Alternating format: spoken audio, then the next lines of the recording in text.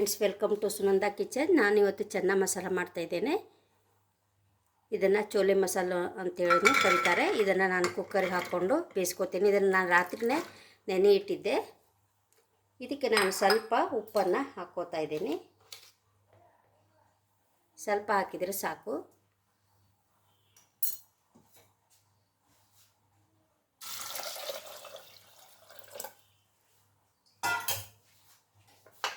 ಇದು ನಾನು ಒಂದು ವಿಸಲ್ ಆದಮೇಲೆ ಇದನ್ನು ಒಲೆನ ಆಫ್ ಮಾಡ್ತೀನಿ. ಮಸಾಲ ಹೇಗೆ ಮಾಡೋದು ಅಂತ ನೋಡ್ಕೊಂಡು ಬರೋಣ ಬನ್ನಿ. ನೋಡಿ, ನಾನು ಇಲ್ಲಿ ಗ್ರೇವಿಗೆ ಈರುಳ್ಳಿನ ಕಟ್ ಮಾಡಿ ಇಟ್ಕೊಂಡಿದ್ದೇನೆ. ಈರುಳ್ಳಿ, ಟೊಮೆಟೊ ಮತ್ತು ಇದು ಧನಿಯಾ ಮತ್ತು ಜೀರಿಗೆ ಎರಡನ್ನೂ ಸೇರಿಸಿ ನಾನು ಪೌಡರ್ ಮಾಡಿ ಇಟ್ಕೊಂಡಿದ್ದೇನೆ.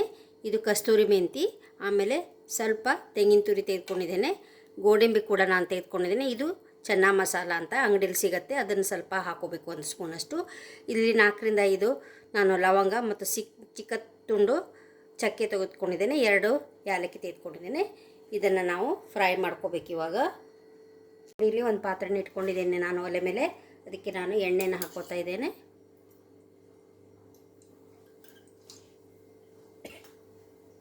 ಎಣ್ಣೆ ಹಾಕೊಂಡ್ಮೇಲೆ ನಾವು ಚಕ್ಕೆ ಮತ್ತು ಲವಂಗನ ಹಾಕೋಬೇಕು.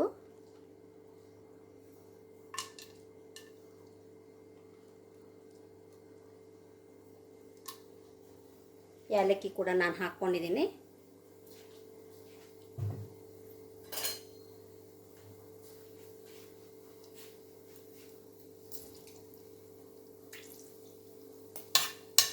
ಈರುಳ್ಳಿನ ಹಾಕೋತಾ ಇದ್ದೇನೆ.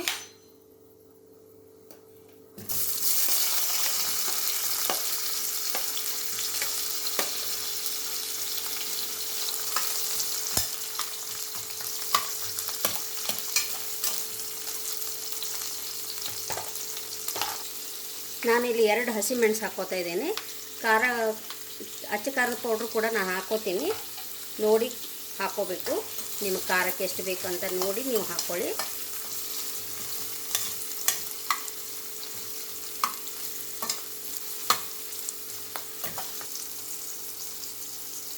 ಕಸ್ತೂರಿ ಮೆಂತಿ ಹಾಕೋತಾ ಇದ್ದೀನಿ ನಾನು.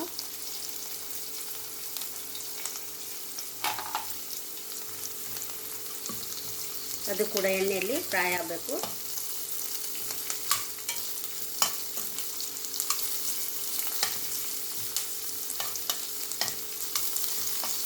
ನಾನು ಗೋಡಂಬಿನ ಹಾಕೋತಾ ಇದ್ದೀನಿ. ಗೋಡಂಬಿ ಹಾಕೋದ್ರಿಂದ ತುಂಬ ಟೇಸ್ಟ್ ಚೆನ್ನಾಗಿ ಬರುತ್ತೆ. ಗ್ರೇವಿದು ತುಂಬ ರಿಚ್ ಆಗಿರುತ್ತೆ ಇದು ಗ್ರೇವಿ.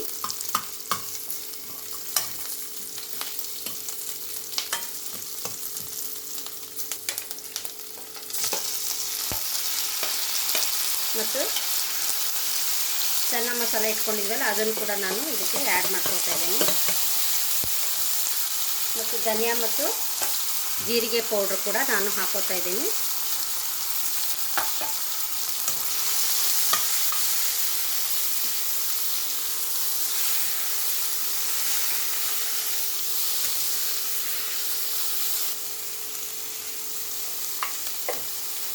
ಮತ್ತು ಅಚ್ಚ ಖಾರದ ಪೌಡ್ರು ನೋಡಿ ಹಾಕ್ಕೋಬೇಕು. ನಿಮ್ಮ ಖಾರ ಎಷ್ಟು ಬೇಕಂತ ನೋಡಿ ನೀವು ಹಾಕ್ಕೊಳ್ಳಿ. ಯಾಕಂದರೆ ಹಸಿಮೆಣಸು ಕೂಡ ನಾವು ಹಾಕ್ಕೊಂಡಿದ್ದೀವಿ, ಅದಕ್ಕೆ ಖಾರ ನೋಡಿ ನೀವು ಹಾಕ್ಕೊಳ್ಳಿ.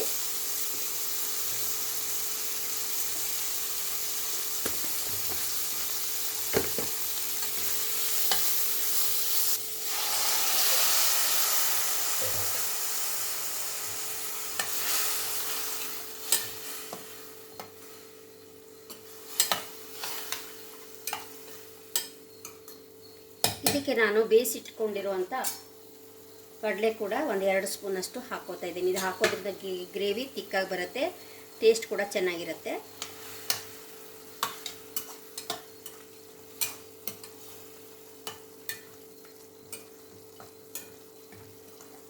ಇದು ಚೆನ್ನಾಗಿ ಬೇಯಬೇಕು.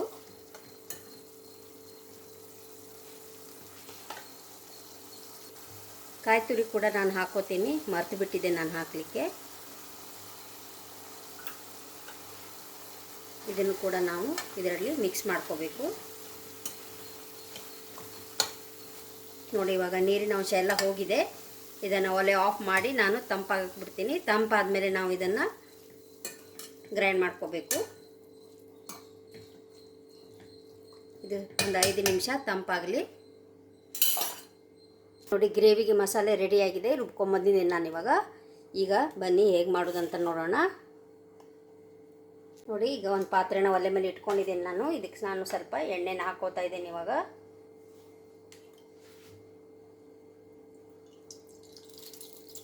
ಎಣ್ಣೆ ಹಾಕಾದ್ಮೇಲೆ ನಾನು ಇದಕ್ಕೆ ಕಸ್ತೂರಿ ಮೆಂತಿ ಹಾಕ್ಕೊತೀನಿ.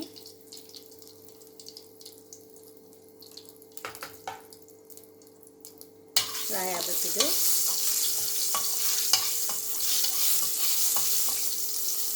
ಈಗ ನಾವು ಇಟ್ಕೊಂಡಿರುವಂಥ ಮಸಾಲೆನ ನಾನು ಇದಕ್ಕೆ ಹಾಕ್ಕೊತಾ ಇದ್ದೀನಿ. ನೋಡಿ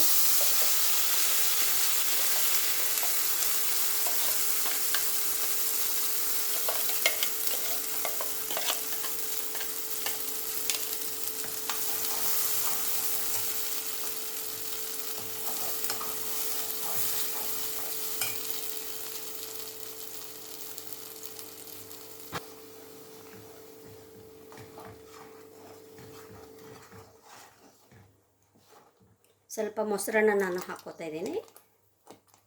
ಮೊಸರು ಹಾಕ್ಬಿಟ್ಟು ತುಂಬ ಚೆನ್ನಾಗಿರುತ್ತೆ ಇದು.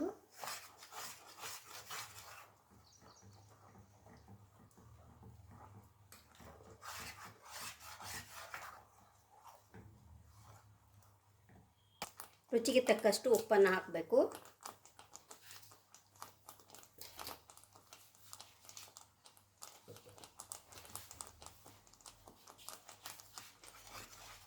ಈಗ ನಾವು ಬೇಯಿಸಿ ಇಟ್ಕೊಂಡಿರುವಂಥ ಕಾಬೂಲ್ ಕಡಲೆನ ನಾನು ಇದಕ್ಕೆ ಸೇರಿಸ್ಕೊತಾ ಇದ್ದೀನಿ. ನೋಡಿ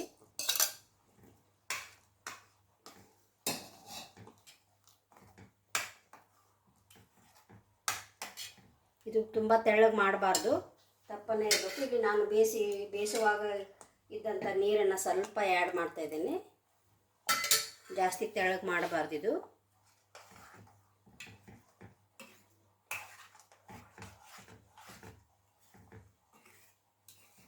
ಇದೇನು ಭಾಳ ನಾವು ಬೇಯಿಸೋದು ಬೇಡ, ಕಡಲೆನೂ ಬೆಂದಿರುತ್ತೆ. ಮಸಾಲೆ ಸ್ವಲ್ಪ ಕುದಿ ಬಂದರೆ ಸಾಕು.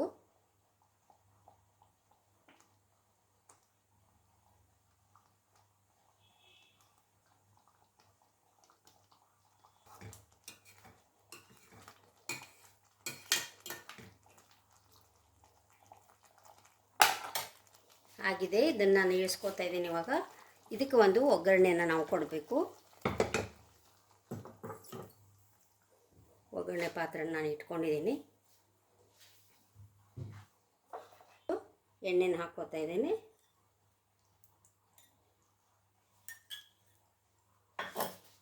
ಎಣ್ಣೆ ಬಿಸಿ ಆದಮೇಲೆ ಸ್ವಲ್ಪ ಜೀರಿಗೆನ ಹಾಕ್ಕೋತಾ ಇದ್ದೇನೆ, 1/4 ಸ್ಪೂನಷ್ಟು.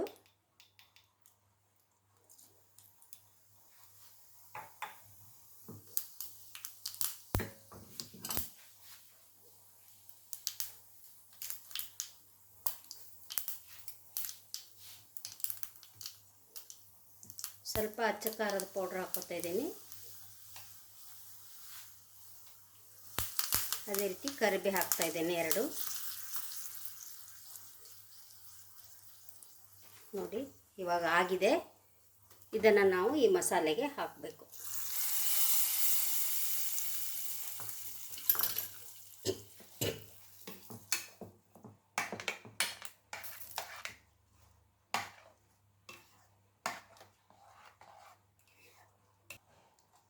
ಇದಕ್ಕೆ ನಾನು ಚಿರೋಟಿ ರವೆ ತೆಗೆದುಕೊತಾ ಇದ್ದೇನೆ. ನೋಡಿ ನಾವು ಹಿಟ್ಟು 1 ಕಪ್ ತೆಗೆದುಕೊಂಡ್ರೆ ಇದು ಅರ್ಧ ಕಪ್ ಇರಬೇಕು. ಇದಕ್ಕೆ ನಾನು ರುಚಿಗೆ ತಕ್ಕಷ್ಟು ಉಪ್ಪನ್ನು ಹಾಕೋತಾ ಇದ್ದೇನೆ.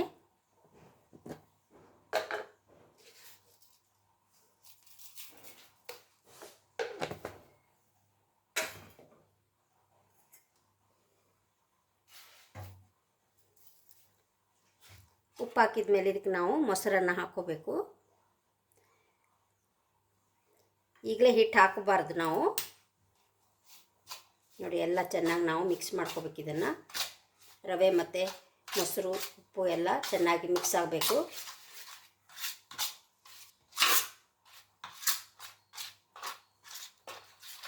ಹೋಟೆಲಲ್ಲೆಲ್ಲ ಹೀಗೆ ಮಾಡ್ತಾರೆ. ನಾವು ಹೋಟೆಲ್ ಸ್ಟೈಲ್ ಮಾಡೋದ್ರಿಂದ ನಾನು ಈ ರೀತಿ ಮಾಡ್ತಾ ಇದ್ದೇನೆ. ಮೈದಾ ಹಿಟ್ಟು ಸ್ವಲ್ಪ ಹಾಕೋಬೇಕು ಇದಕ್ಕೆ, ಆಮೇಲೆ ಹಾಕಬೇಕು. ಒಂದೇ ಸಲ ಹಾಕಬಾರ್ದು, ಮೊದಲು ರವೆ ನೆನಿಬೇಕಿದು. ಇದಕ್ಕೆ ನಾನು ಸ್ವಲ್ಪ ನೀರನ್ನು ಹಾಕೋತೀನಿ.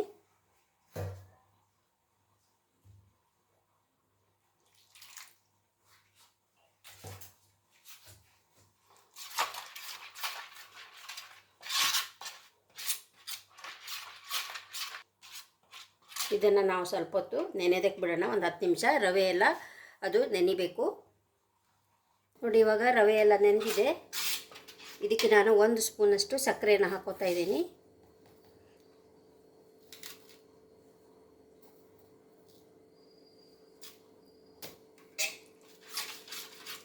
ಹೋಟೆಲಲ್ಲೆಲ್ಲ ಸಕ್ಕರೆ ಹಾಕಿ ಮಾಡ್ತಾರೆ, ಅದಕ್ಕೆ ನಾನು ಹೋಟೆಲ್ ಸ್ಟೈಲ್ ಮಾಡ್ತಾ ಇರೋದ್ರಿಂದ ಸಕ್ಕರೆನ ಹಾಕ್ಕೊಂಡಿದ್ದೀನಿ. ಇವಾಗ ರವೆ ನೆಂದಿದೆ ನೋಡಿ, ಚೆನ್ನಾಗಿ ನೆಂದಿದೆ.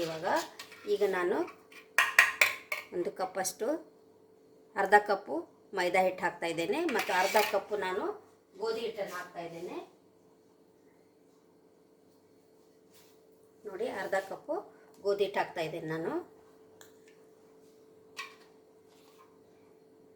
ಇದನ್ನು ನಾವು ಚೆನ್ನಾಗಿ ಕಲಿಸ್ಕೋಬೇಕು.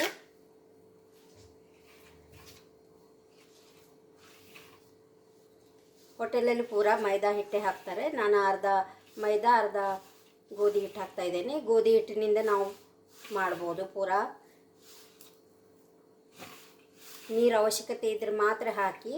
ನಾವು ಆಗಲೇ ನೀರನ್ನು ಸ್ವಲ್ಪ ಹಾಕಿದ್ವಲ್ಲ, ಇದು ಕರೆಕ್ಟಾಗಿದೆ. ಇವಾಗ ನೋಡಿ, ಇವಾಗ ಹಿಟ್ಟು ಕಲಸಾಗಿದೆ. ಇದಕ್ಕೆ ನಾನು 1 ಸ್ಪೂನಷ್ಟು ಎಣ್ಣೆನ ಹಾಕೋತಾ ಇದ್ದೀನಿ. ಎಣ್ಣೆನ ಈ ರೀತಿ ನಾವು ಸವರಿ ಅದಕ್ಕೆ ಇಟ್ಬಿಡೋಣ ನೋಡಿ. ಇವಾಗ ಪುರಿ ಮಾಡ್ಕೊಳ್ಳೋಣ ನಾವು. ಹಿಟ್ಟು ಕೂಡ ನೆಂದಿದೆ ಚೆನ್ನಾಗಿ ನೋಡಿ,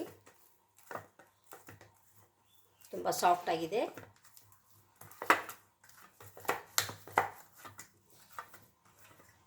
ನೋಡಿ, ನಾವು ಈ ರೀತಿ ಇದನ್ನು ಹಿಟ್ಟನ್ನು ತೆಗೆದುಕೋಬೇಕು.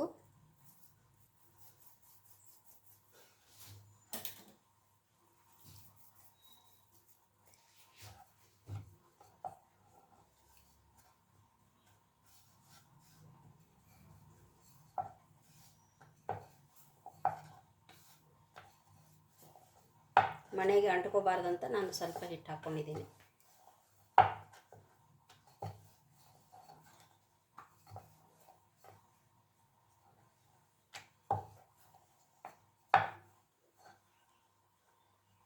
ನಿಮಗೆ ಯಾವ ಸೈಜ್ ಬೇಕೋ ಆ ಸೈಜನ್ನು ನೀವು ಮಾಡ್ಕೋಬೋದು. ಆಲ್ರೆಡಿ ನಾನು ಎಣ್ಣೆ ಕಾಯ್ಲಿಕ್ಕೆ ಇಟ್ಟಿದ್ದೆ. ಇವಾಗ ಒಂದೊಂದೇ ಪೂರಿನ ನಾವು ಮಾಡ್ಕೊಳ್ಳೋಣ. ಎಣ್ಣೆ ಬಿಸಿಯಾಗಿದೆ. ಇವಾಗ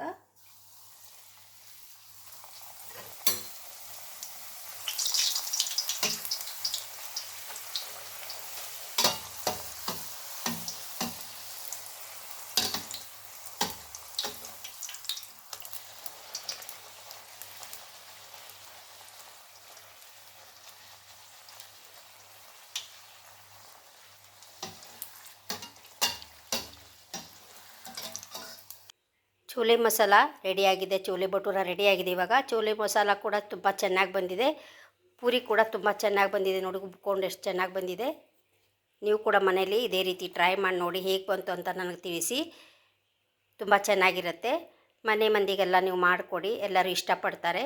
ನನ್ನ ವಿಡಿಯೋ ನಿಮಗೆ ಇಷ್ಟ ಆದರೆ ಲೈಕ್ ಮಾಡಿ, ಶೇರ್ ಮಾಡಿ, ಸಬ್ಸ್ಕ್ರೈಬ್ ಆಗಿ. Thank you.